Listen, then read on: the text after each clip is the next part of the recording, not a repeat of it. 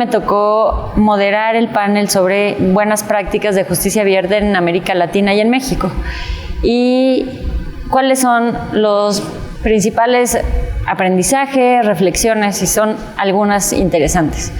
La primera es mencionar que la justicia abierta descansa sobre principios importantes: transparencia, participación ciudadana, colaboración, rendición de cuentas.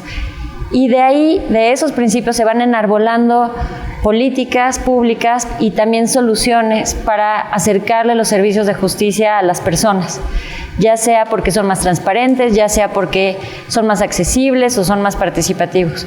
Entonces, quizá una primera reflexión general es, la justicia abierta tiene que dialogar con estos principios que les comentaba.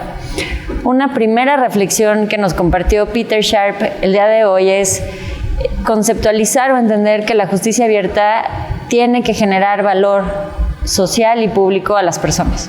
¿Y esto qué significa? Que las personas encontremos en las instituciones de justicia un espacio para resolver nuestros conflictos, que las personas sí acudan a estas instituciones, que las necesiten. ¿Y esto cómo se hace? Entendiendo los procesos, acercándoselos, de tal suerte que sea una justicia cercana, ¿no? Entonces, esa es una primera reflexión.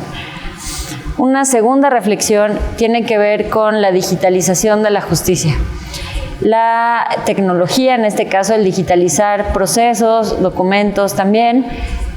¿Cuáles son los beneficios en el contexto de la justicia abierta? La digitalización no solo va a transparentar todos estos procesos de gestión interna, sino que además va a menguar, si gustas, o inhibir las prácticas discrecionales o arbitrarias de las personas que operan el sistema de justicia. La digitalización lo que va a hacer es inhibir prácticas irregulares, ¿no?, o arbitrarias.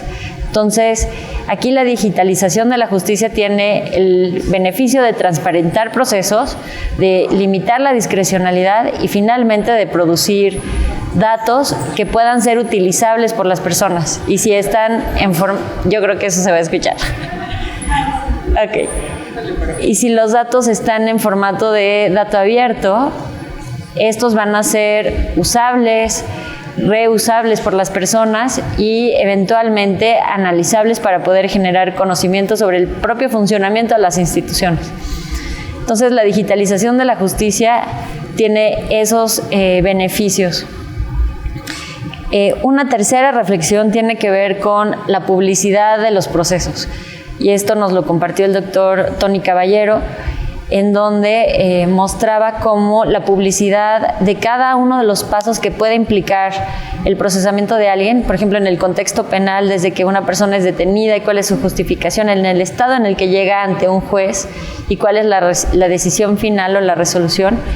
La publicidad y la transparentación de esos pequeños eslabones de la cadena van a ayudar a que la ciudadanía podamos conocer cómo es que se están ejecutando esos si gustan, actos de autoridad o abusos de autoridad en ocasiones, ¿no?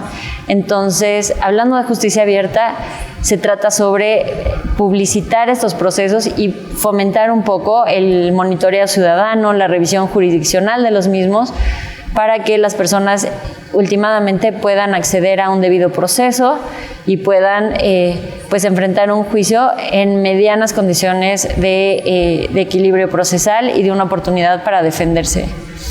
Entonces, la justicia abierta también tiene que ver con estos procesos justos, entendiéndolos como procesos transparentados y que son sujetos al escrutinio público. Y finalmente, la justicia abierta también trata sobre accesibilidad.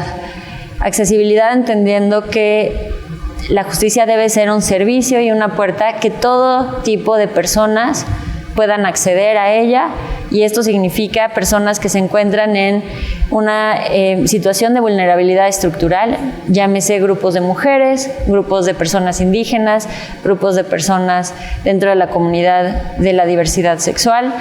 Todas estas reflexiones implican una justicia abierta, una accesibilidad a una resolución de conflictos que sí le mejore la calidad de vida a las personas a través de procesos cortos, a través de procesos entendibles y también de sentencias entendibles. Y bueno, finalmente, parte de una justicia abierta tiene que ver con una justicia en donde exista una colaboración y una interacción ciudadana directa y horizontal. ¿Y qué significa esto? El mejor ejemplo es la justicia alternativa, en donde las personas son dueñas de su conflicto y están empoderadas porque conocen las reglas, las entienden y en función de ello van a tratar de llegar a un acuerdo, una reparación de un daño o una pensión o cual sea la litis de ese conflicto. Entonces, la justicia alternativa lo que te hace es evidenciar cómo las personas en lo individual sí podemos llegar a acuerdos, dialogar a partir de conocer las reglas del juego, de empoderarse y de resolver. Y bueno, finalmente, el lenguaje sencillo, llano, ciudadano es una parte clave para poder entender los procesos de justicia y eso también es justicia abierta. Es poder leer sentencias a las que les podamos entender y que estas versiones públicas no entorpezcan o incluso simulen el contenido. Entonces, justicia abierta también es, pues si gustan, comprender ese proceso y ese resultado de justicia.